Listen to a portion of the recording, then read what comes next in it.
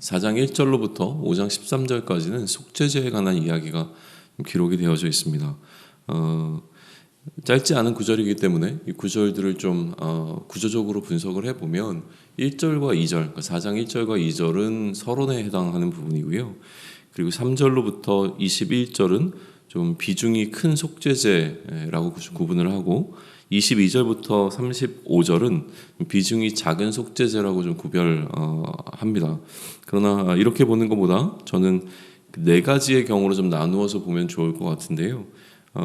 기본적으로 4장 3절로부터 12절은 대제사장을 위한 규정입니다. 그러니까 누구를 위한 규정인가에 따라서 네 가지의 신분이 좀 등장하고 있는 것으로 좀 구분해 보면 좋을 것 같은데요. 3절로부터 12절은 대제사장을 위한 규정이고, 그리고 13절로부터 21절은 온 회중을 위한 규정, 그리고 22절부터 26절은 족장들을 위한 규정, 그리고 27절로부터 35절은 일반 평민을 위한 규정으로 오늘 4장을 좀 나누어 볼 수가 있습니다. 그리고 5장 1절로부터 13절은 해야 할 것을 하지 않은 경우에 드리게 되어지는 이 속죄제에 관한 부분입니다. 여기서 지금 두드러진 특징, 그러니까 차이점은 무엇이냐면 이 각각의 경우마다 제물의 종류가 좀 다르고요. 그리고 피를 뿌리는 장소가 성소 앞이냐 아니면 이제 번제단이냐 이것에 따라서도 좀 차이가 있습니다. 그리고 남은 제물을 처리하는 방법에 있어서도 각각 조금씩 차이를 좀 갖게 되어집니다. 그래서 이런 차이를 가지고 이제 크게 좀 비중이 큰 속죄제와 비중이 작은 속죄제로 구분하기는 하는데요. 그것보다 조금 더 이 본질적인 의미를 좀 찾기 위해서는 그 대상에 따라서 좀 이렇게 좀 5가지 정도로 케이스를 나눠서 좀 보시면 좋을 것 같고, 오늘 특별히 이 4장 가운데는 네 개의 어떤 뭐랄까요, 그 사회적인 계층이 좀 등장하고 있는 것을 좀 주목해서 보시면 좋을 것 같습니다. 속죄제에 대한 기본적인 설명을 드리면, 속죄제의 기능은 백성들의 죄를 이제 속죄해 주는, 그러니까 속하고 용서해 주는 일이 이제 속죄제에 담겨 있는 기능이겠죠. 또 부차적으로는 특정한 장소에 관련된 어떤 제의적인 오염이 일어났을 때 또 신체적인 어떤 부정을 정화시켜 주는 그런 역할을 좀 하게 됩니다. 뭔가 장소가 오염되었거나 신체가 부정하게 되었을 경우에 그것을 정화시켜주는 역할을 하게 되는 거죠. 죄를 정하게 해주거나 아니면 오염이나 부정을 정하게 해주는 것을 속죄제가 갖고 있는 역할로 보시면 될 것 같습니다. 죄에 대한 정의를 조금 사실은 하고 들어갈 필요가 있어요. 이 부분이 좀 복잡하기는 한데 그래도 최대한 단순화시켜서 좀 이야기를 나누면 좋을 것 같습니다. 단순화시키면 늘 이제 좀 어려움들이 좀 존재를 하게 되는데 그래도 단순하게 좀 이야기를 합니다. 죄를 이제 구분하면 고의로 지은 죄와 실수로 또 부지 중에 지은 죄로 구분해 볼 수가 있습니다. 고의로 지은 죄라고 하는 것은 명백하게 하나님을 대적하기 위해서 일어난 죄를 이야기하는 것이죠. 그러니까 그런 경우에는 용서받지 못합니다. 신약에서는 이러한 죄를 성령을 회방하는 죄라고 좀 부르고 있고요. 구약에서는 이러한 죄는 백성 중에서 끊어지게 되는 죄라고 좀 표현이 되어져 있습니다. 이러한 죄는 돌이킬 수 없는 죄가 좀 되어진다고 좀 표현이 되어집니다. 그런데 실수로 지은 죄인 경우에는 지금 오늘 우리가 얘기하는 내용과 또 내일 우리가 살펴보게 될 속건제라고 하는 것, 다시 얘기하면 속죄 제물과 속건 제물을 드림으로 인하여서 용서를 받을 수 있다라고 하는 게 기본적으로 죄에 대한 이제 접근 방법이 되는 거예요. 그러니까 속죄제를 드리는 경우에는 그런 의미에서 실수로 죄를 범한 경우에 혹은 부지 중에 알지 못하는 중에 죄를 범했던 것들에 관하여서 또 신체적으로 부정하여지거나 아니면 제의적으로 뭔가 오염이 있게 되었을 경우에, 그리고 속죄일이라고 하는 절기에 드려지는 제사의 일부로 이 속죄제를 드리는 경우가 있는 것이죠. 그러니까 속죄제는 이제 그러한 케이스에 드리게 되는 제사라고 하는 것을 좀 이해하시면 좋을 것 같고요. 여기서 이제 앞에서 우리가 보았던 번제라든가 아니면 소제라든가 화목제와 좀 차이가 있는 부분은 뭐냐면 이전에는 그 드리는 사람의 신분이 중요한 것이 아니라 드려지는 제물에 조금 더 포커스가 있었습니다. 그러니까 어떠한 제물을 드릴 경우에, 그러니까 뭐 송아지를 드릴 경우에, 또 양을 드릴 경우에, 새를 드릴 경우에 이렇게 이제 나눠서 설명이 되었는데, 지금 속죄제의 경우에는 그 제물이 아니라 이 제사를 드리는 이제 신분이 조금 더 강조가 되고 있다는 것을 우리는 보게 될 것입니다. 1절과 2절은 앞서 얘기하는 것처럼 이제 서론에 해당하는 부분이고요. 서론에 보게 되면 2절에서 누구든지 여호와의 계명 중 하나라도 그릇 범하였으되 라고 지금 기록이 좀 되어져 있습니다. 여호와의 계명 중에서 하나라도 그릇 범하면 이 속죄제를 드려야 된다라고 하는 것이죠. 자신의 행위가 이제 죄라고 하는 사실을 몰랐더라고 하는 것을 전제로 하고 있다는 것을 조금 우리는 이야기를 좀 언급하고 좀 넘어가야 될 부분인데, 의도적으로 이제 계획되지 않은 경우에 여호와의 계명을 하나라도 그릇 범하게 된 경우라고 하는 것을 전제하고 좀 이야기를 좀 진행해야 합니다. 또 혹은 죄를 지었다는 것을 알지 못하다가 나중에라도 그것을 이제 알게 되었을 경우에 이 속죄제를 드리는 것으로 좀 이해가 되어지고 있습니다. 아무튼 지금 누구든지 여호와의 계명 중 하나라도 그릇 범하게 되었을 경우에 드려지는 속죄제에 관한 이야기가 진행이 되게 되는데, 첫 번째는 아까도 얘기했지만 기름 부음을 받은 제사장을 위한 속죄제에 관한 부분입니다. 3절부터 12절까지의 내용이 기록이 되어 있는데, 3절에 보게 되면 이제 기름 부음 받은 제사장이라고 표현이 됩니다. 그렇기 때문에 이제 아론과 그의 아들들을 지칭할 것이라고 이해가 되어지기는 하지만, 실제로 여기서는 이제 대제사장이었던 아론에게 좀 주목되어져 있다라고 이제 해석하는 것이 조금 더 맞아 보이기는 합니다.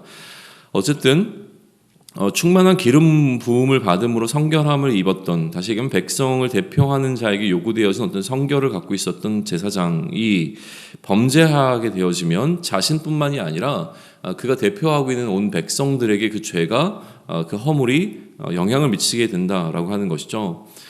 그리고 그 허물이라고 하는 것은 하나님의 명령 중에 하나를 범하게 되는 것을 의미를 하죠. 그래서 이 대제사장이 그러니까 이러한 죄를 범하게 되어지면 이것을 백성에게 알려야 합니다. 그렇다면 뭐 오늘 본문에서는 등장하고 있지는 않지만 대제사장이 자신이 죄를 범하였다라고 하는 것을 어떻게 깨닫게 되느냐라고 하는 부분에 있어서 성경은 뭐라고 얘기하냐면, 일단 백성들에게 어려움이 생길 수 있습니다. 가뭄이나 역병 같은 것들이 생기게 되어지면 제사장은 자신이 범한 죄에 대해서 이제 돌아보게 되는 것이고요. 또한 그 우림과 둠빔을 통해서 알게 됐을 것이다 라고 하는 것으로 뭐 추측해 보는 것도 있습니다. 출애굽기 28장 30절을 통해서 이야기가 좀 되어지는 부분이긴 한데요. 어쨌든 대제사장은 자신의 허물을 깨닫게 되어지면 그것이 백성의 허물이 되기 때문에 이것을 이제 공개적으로 이렇게 속죄제를 통해서 진행해야 될 필요성들이 좀 있는 것이죠. 이때 드려지는 제물은 아까도 얘기했지만 죄를 지은 사람의 신분이, 사회적 신분이 높으면 높을수록 희생 제물의 가치도 좀 올라가게 되기 때문에 흠없는 숫송아지가 필요하게 되어집니다.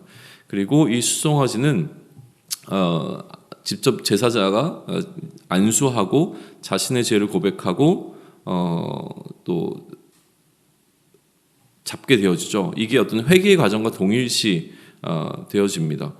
이 과정을 통해서 짐승에게 죄가 전가되게 되고요.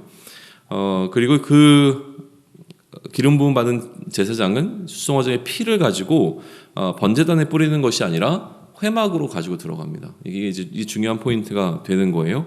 번제나 화목제 같은 경우에는 피를 제단에 뿌렸습니다. 그런데 이 제단에 뿌리지 않고 어디로 가져가냐면 회막 안으로 들고 들어갑니다.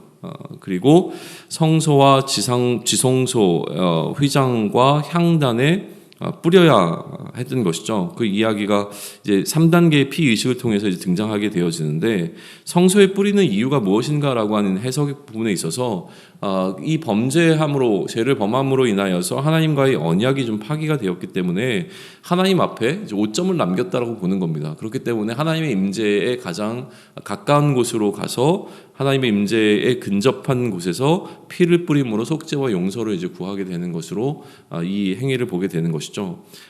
세 번에 걸쳐서 이제 피 의식을 갖게 되어지는데 첫 번째 두 단계는 다른 제사에서는 등장하지 않는 부분입니다. 첫 단계가 6절인데요. 여호와 앞 성소 휘장에서 오른편 집게 손가락으로 희생 제물의 피를 찍어서 7번 이제 뿌리게 되어집니다. 나중에 레위기 14장에 가게 되면 조금 더 구체적으로 설명되어 있는 부분이 있습니다. 그리고 두 번째 단계는 무엇이냐면 휘장 앞에 있는 향단 쪽으로 돌아서서 다시 자신의 오른편 집게 손가락으로 향단 뿔의 피의 일부를 바르게 되어집니다. 이게 이제 평민의 경우보다는 조금 더 심각하게 진행되어지는 부분으로 좀 볼 수가 있습니다. 그리고 세 번째 단계는 무엇이냐면 재단에 있는 마당으로 돌아와서 남은 피를 이제 번제단에다가 전부 쏟게 되어지는 것이죠. 이처럼 이제 3단계에 걸친 피 의식을 한 이후에 제물에서 모든 기름을 제하고 기름만 제단 위에서 불사르게 되어집니다. 그 이야기가 8절부터 10절까지 기록이 되어 있고요. 또 그 나머지 부분, 이제 기름을 제거한 그 나머지 부분도 불태우는데 이 불태우는 장소가 제단이 아니라 진영 바깥, 그 진 바깥으로 나아가서 재버리는 곳인 그 정결한 곳, 불결함이 없는 곳에서 버려서 불태우게 되어지는 것이죠. 향기로운 냄새의 제단과는 달리 어떤 맹렬한 불로 태워 없애버리는 것을 의미한다라고 해석이 되어집니다. 그게 11절과 12절인 것이죠.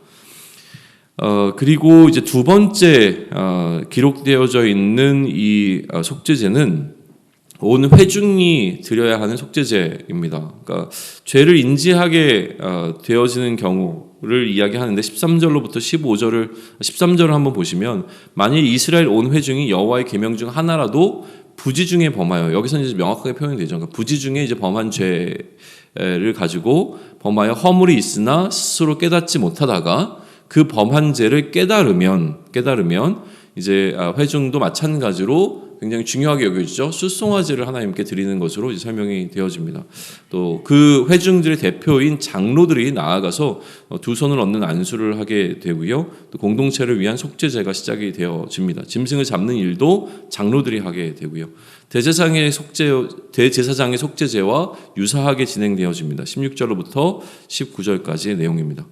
이 과정을 통해서 우리가 보게 되는 것은 무엇이냐면 공동체의 중요성이죠. 공동체의 비중을 굉장히 중요하게 여기고 있다라고 하는 것을 좀 보게 되어집니다.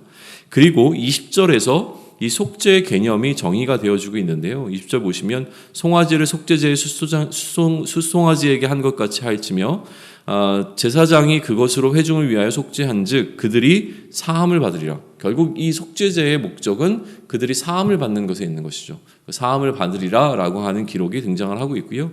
31절에도 그가 사함을 받으리라, 35절에도 그가 사함을 받으리라라는 기록이 등장을 합니다. 그러니까 이 속죄제의 이 본래의 목적과 포커스는 어디에 있냐면 사함을 받는 것에 좀 있습니다. 그리고 아까도 이제 반복되어지는 부분인데 21절에 보게 되면 이 숫송아지를 진영 밖으로 가져다가 첫 번째 숫송아지를 사람같이 불사를 것이다 라고 지금 이야기를 하게 되는데요. 결국 영문 밖으로 나아가는 이 그림은 나중에 예수 그리스도가 영문 밖으로 나아가 십자가에 달리시는 그 장면으로도 우리 설명이 되어지는 부분이기도 합니다.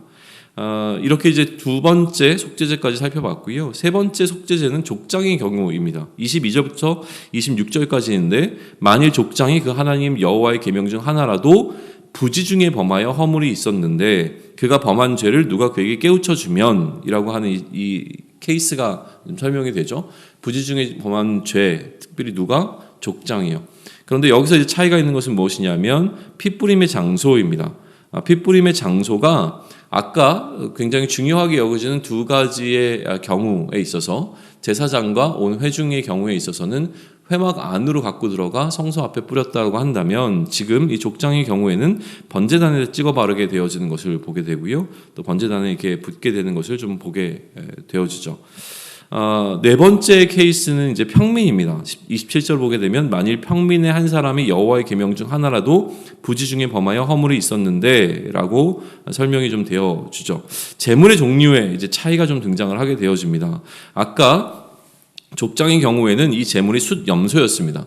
그 앞서서 제사장과 온 회중의 경우에는 숫송아지였죠.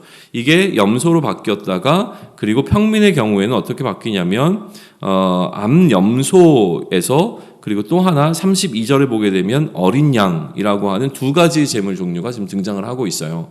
그러니까 기본적으로는 이제 염소를 드리는데 숫염소, 족장의 경우는 숫염소였던 것이 암염소로 28절에 바뀌고 있고요. 또 32절에서 보게 되면 어린 양으로도 드릴 수 있는데 또 이거 순양이 아니라 암양으로도 드릴 수 있다라는 이 설명을 하고 있어요. 그러니까 조금씩 값이 좀 저렴한 것으로 진행되고 있는 것을 보게 되고요. 오늘 본문에는 등장하지 않지만 내일 나머지 이제 속죄제에 관한 본문에 보게 되면 이제 비둘기나 밀가루로도 드릴 수 있게 되어지는 그 케이스가 좀 열리게 되어집니다. 이런 부분들도 좀 주목해서 볼 수 있는 부분인 것 같아요. 좀 정리를 하고 결론을 맺으면요. 아무래도 속죄제라고 하는 것은 번제와 좀 비교가 좀 되어집니다. 번제는 하나님과 인간이 화해한 어떤 제사였고 조금 더 값비싼 제사의 느낌을 좀 갖고 있다면 속죄제는 약간 좀 덜 중요한 이제 제의 번제보다는 덜 중요한 제의가 되어지죠. 좀 적게 드려지고 상대적으로 값이 좀 싼 짐승들을 가지고 이제 제사를 좀 드리게 됩니다. 그런데 이런 형식이나 형태가 중요한 것이 아니라 지금 우리가 중요하게 봐야 되는 것은 무엇이냐면 속죄제가 필요한 이유죠. 그러니까 속죄제가 왜 필요하냐라고 하는 것인데 우리가 부지중에 지은 죄를 통하여서 어떠한 일이 일어나냐면 성소가 더럽혀진다라고 하는 개념이 지금 등장하고 있는 거예요. 우리가 하나님의 계명을 하나라도 어겼을 경우에 어떤 일이 일어나냐면 하나님의 성소, 지금 지어진 이 회막이 더럽혀지게 된다라고 하는 개념을 우리는 보게 되죠. 그러니 죄사함이라고 하는 것이 반드시 필요하다라고 하는 것을 지금 말씀해 주십니다. 그러면 우리는 이것을 우리에게 적용할 때에 우리 역시 성령의 전으로서 우리의 역할이 있기 때문에 죄를 범할 때 그 죄로 인해서 더럽혀지는 것은 결국 우리 자신이라고 하는 것이죠. 성령의 전으로서의 우리 이 성소가 더럽혀지는 것과 마찬가지로 우리가 더럽혀진다라고 하는 거예요. 하나님은 희생제물의 피에 기초해서 회개하고 속죄를 간청하는 죄인을 용서하시는 모습을 오늘 이 속죄제를 통해서 보게 되어집니다.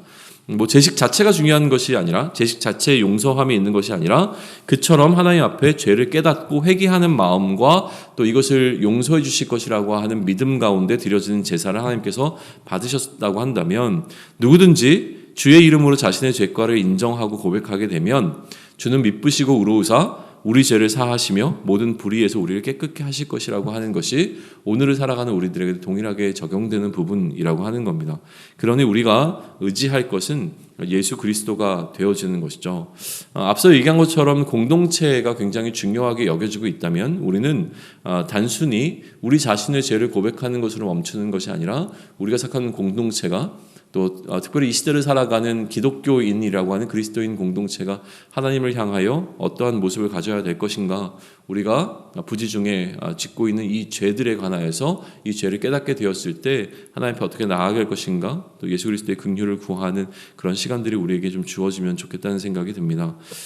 그런데 오늘 이 속죄제를 통해서 마지막으로 하나 언급하고 싶은 부분은 무엇이냐면 번제를 통해서 하나님께서는 누구나 하나님 앞에 나올 수 있는 길을 열어주셨다라고 하는 그 느낌을 받게 되었는데요. 속죄제를 통해서 느끼게 되는 것은 무엇이냐면 구원을 받았음에도 불구하고 매일의 삶 속에서 여전히 우리는 구원받은 자들임에도 불구하고 매일의 삶 속에서 우리는 넘어질 수밖에 없는 연약한 존재라고 하는 것이죠. 그러니 마치 애굽으로부터 구원받아서 하나님의 백성이 된 이스라엘 백성들에게 이처럼 속죄제라고 하는 이 제도가 필요했던 이유, 그 이유는 그들이 여전히 부지중에 하나님의 계명을 어길 수 있는 연약함을 갖고 있었던 인간들에 대한 이 명확한 하나님의 이해, 또 그렇기 때문에 그들을 위한 하나님의 배려의 방편으로서 그들의 죄를 사할 수 있는 길을 열어놓으신 하나님의 일하심, 이런 것들을 우리는 보게 되어진다면 여전히 예수 그리스도를 믿는 믿음으로 말미암아 구원받았음에도 불구하고 우리의 일상의 삶, 다시 얘기하면 매일의 삶 가운데서 부지중에 넘어질 수밖에 없는 연약한 존재들인 우리에 대한 인정함이 먼저 좀 일어나야 될 필요가 있고요. 그처럼 연약한 우리를 이해하시고 우리를 긍휼히 여기시는 하나님께서 우리에게 우리의 죄의 문제를 해결할 수 있는 길을 열어놓으신 하나님의 은혜에 대해서 우리는 다시 한번 묵상해 봐야 할 것입니다. 우리를 끊임없이 정결케 하는 것은 짐승의 피가 아닌 이 속죄의 제사가 아닌 예수께서 우리를 위하여 하나님께 단번에 그러나 영원한 제사를 드리신 그의 십자가의 피 흘리심이시라고 하는 사실을 우리는 기억하며 오늘도 연약하여 넘어질 수밖에 없지만 나의 연약함의 문제를 예수 그리스도의 피를 의지하여 하나님께 다시 한번 나아가 우리의 정결함을 구하며 다시 회복되어지고 다시 하나님의 관계가 새롭게 되어지는 것을 통하여 하나님께서 우리에게 기뻐하시는 모습으로 정결케 되어지고 정결케 되어진 자로서 오늘 우리에게 맡겨진 삶을 또 다시 한번 힘차게 나아갈 수 있는 그러한 우리가 되기를 원하고요. 우리의 넘어짐과 연약함이 조금씩 그리스도 안에서 강함이 되어져서 이전에 넘어졌던 곳에서 다시 넘어지지 아니하고 다시 일어날 수 있는 담대함과 또 힘을 얻을 수 있는 시간들이 우리에게 주어지기를 축원합니다. 아멘.